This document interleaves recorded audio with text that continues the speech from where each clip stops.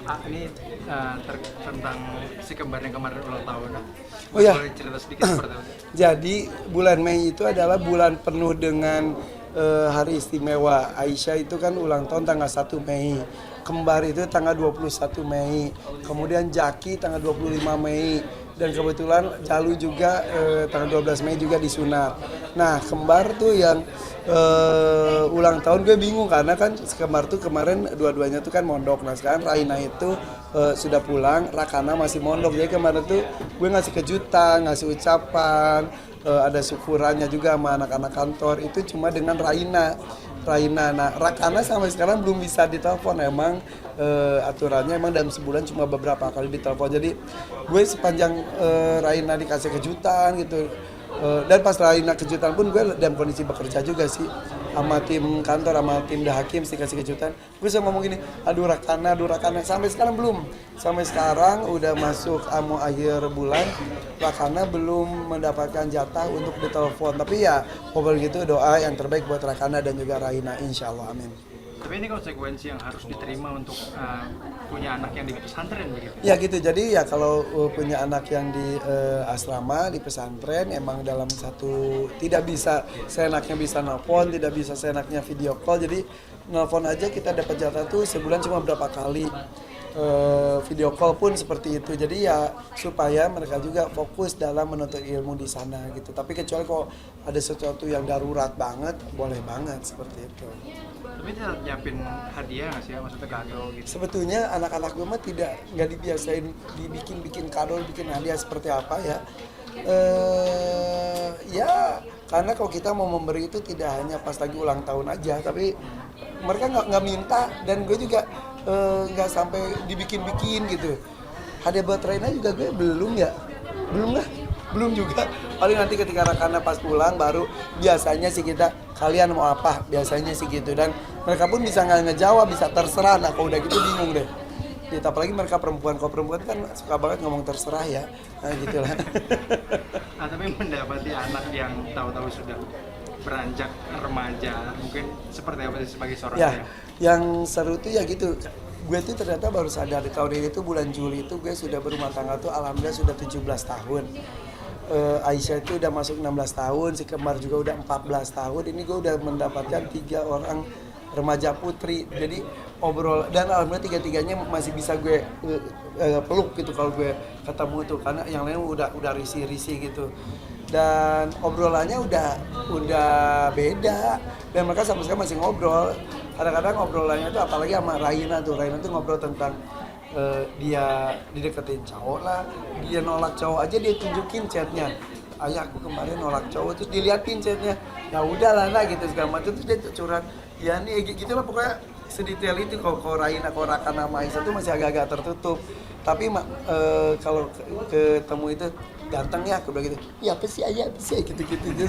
Jadi kalau misal ada acara, ayo ikut enggak? Terus aku sebutin ada si ini loh gitu.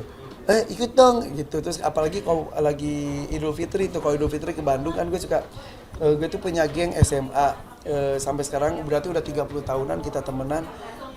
Kalau itu kan saling berkunjung, berarti anaknya juga kan udah pada seumuran. Misal ada salah satu anak temen gue gitu, cowok semua ganteng-ganteng, gue kan anak gue cewek-cewek gitu ya. Kadang-kadang suka anak gue gini, nggak ke rumah itu ya apa ya udah, walaupun pas ketemu biasa-biasa aja, tapi ya mereka sudah obrolannya juga sudah beda. Jadi ya siap-siap saja, tiba-tiba ada yang ngetok pintu rumah gue, tiba-tiba bertamu, tiba-tiba minta izin mau pergi.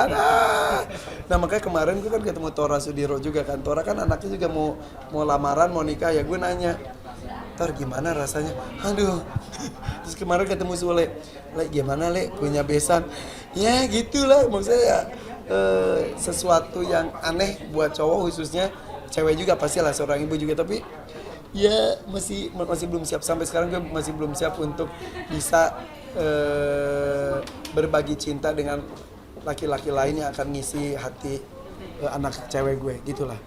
Gitu, akan galak kayaknya nih gue. Jelang Idul Adha, mungkin sudah mau Ada siap. aja pertanyaannya. Apa? menjelang Idul Adha. Oh ya, Mempersiapkan. alhamdulillah persiapan Idul Adha. Idul Adha tuh gue selalu excited dari cari hewan kurban itu jauh-jauh hari, bahkan ada yang udah 1 tahun sebelumnya.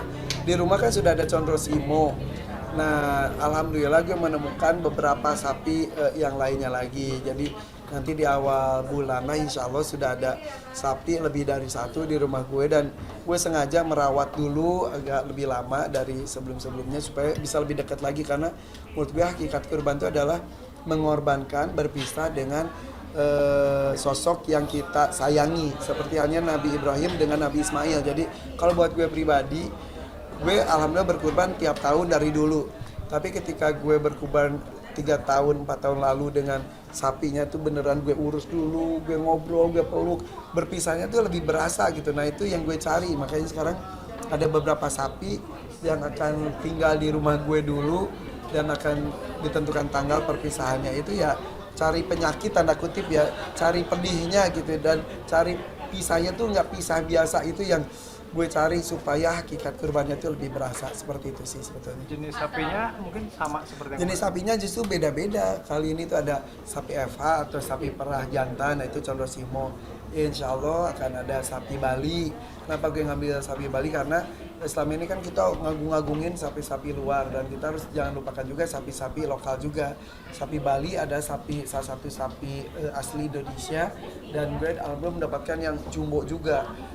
Sapi Bali, dan alhamdulillah ternyata karena gue tuh suka meliput hewan-hewan kurban gue, orang ngomong ria banget, terserah lu ngomong ria, yang penting saya tuh menebarkan kebaikan, menumbuhkan keinginan untuk berkurban sebaik-baiknya, dan juga nggak kalah pentingnya adalah memajukan para peternak Indonesia. Menurut kabar ketika saya memutuskan sapi Bali menjadi hewan kurban saya, orang-orang tuh pada ngomong ke katanya, makasih ya, jadi sapi Bali itu jadi naik lagi, jadi laku, jadi peternak-peternaknya juga lebih happy gitu. Itu yang kedua. Yang ketiga adalah Belgian Blue. Belgian Blue itu sapi dari Belgia, itu otot banget, tapi yang bukan yang asli. Kalau yang asli mah udah susah, ini Belgian Blue-nya udah campuran.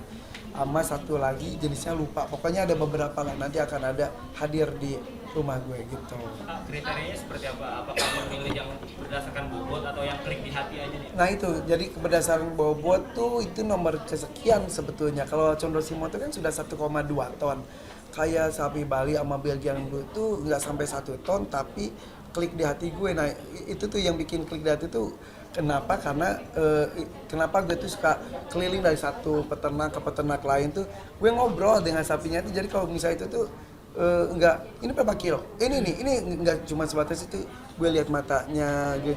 Dan percaya nggak percaya, hampir semua sapi yang gue ajak ngobrol dan gue ada klik itu, dan gue putusin dia jadi hewan kurban, dia selalu nangis. Dan terakhir itu sapi Bali juga pas diituin terus nangis, yang dari tahun-tahun sebelumnya juga. Jadi udah, gue selalu lihat-lihatan mata, terus yaudah yuk kamu mau nggak, dan aku selalu ajak kamu mau nggak jadi hewan kurban aku gitu. Ketika dia bereaksi udah jadi gitu. Tapi kalau misal nggak klik, enggak nih gitu. Walaupun seberat apapun, tapi intinya sih harus yang terbaik seperti itu. Intinya sih kita dalam berbuat kebaikan tuh harus ada peningkatan dari tahun ke tahun. Kalau sebelumnya 1 ekor, tahun depannya alhamdulillah insya Allah jadi 2 ekor, jadi 3 ekor, terus akan berkembang, dan mudah-mudahan bisa memberikan kebaikan pada banyak orang. Jadi kalau ketika kurbannya lebih banyak juga yang kebagian, istilahnya seperti itu. Ya kalau budget mah masa kita hitung-hitungan, Allah juga ngasih rezeki ke kita nggak pernah hitung-hitungan, giliran gini masa hitung-hitungan. Terus gue selalu ngomong gini juga, gue ketemu anak yang menabung 1 hari 10.000 untuk kurban. 1 tahun tuh katanya terkumpul 3 jutaan gitu dia.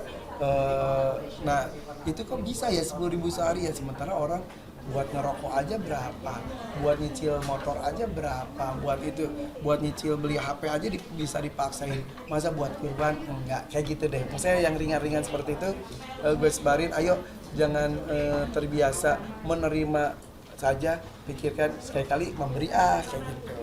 Kabarnya, mau klarifikasi, kabarnya lagi bangun masjid, bener? Baru niat insya Allah, tapi itu niat sudah terucap dan sudah cita-cita yang sangat harus gue wujudkan, karena kan gue tuh hobi banget bikin project ya, hobi banget melihat orang bekerja gitu, pegel ya. Iya. Iya deh, gue tuh hobi banget lihat orang bekerja, entah kenapa, makanya di rumah gue tuh gue udah 11 tahun tinggal di rumah gue, gak pernah ada berhenti tukang terus kayak pendopo aja kan nggak selesai kan bikin apa karena gue tuh suka membuka lapangan pekerjaan ke orang dan juga ngelihat orang bekerja tuh happy aja gitu. Nah terus ada yang nyeletuk kok bangun itu semua masjid nggak, oh iya astagfirullahaladzim, sebetulnya udah lama banget, jadi sekarang tuh sedang mencari lahan yang pas, karena kalau membangun masjid itu tidak hanya membangun bangunannya saja, tapi bagaimana caranya si masjid itu menjadi pusat kegiatan dan juga penuh dengan keberkahan dan hangat gitu. Jadi Israel itu masjid itu harus apa? Harus hidup apa lagi? Makmur. Jadi makmur harus memakmurkan masjidnya. Jadi tidak hanya membangun masjidnya, tapi harus memakmurkan masjidnya. Jadi pusat pengajian, sholat berjamaahnya juga penuh seperti itu. Jadi mudah-mudahan. Well, ya Hart Gumai pernah ngomong, ya gue sih nggak percaya, tapi karena yang diomongin sama Hart Gumai saat itu baik kepada gue aminin aja. Katanya 7 tahun lagi gue akan punya masjid katanya ya, dengan santri banyak, para penghafal Quran. Amin. Ya kalau yang itu kita aminin aja ya. Seperti itu. Oke, thank you ya.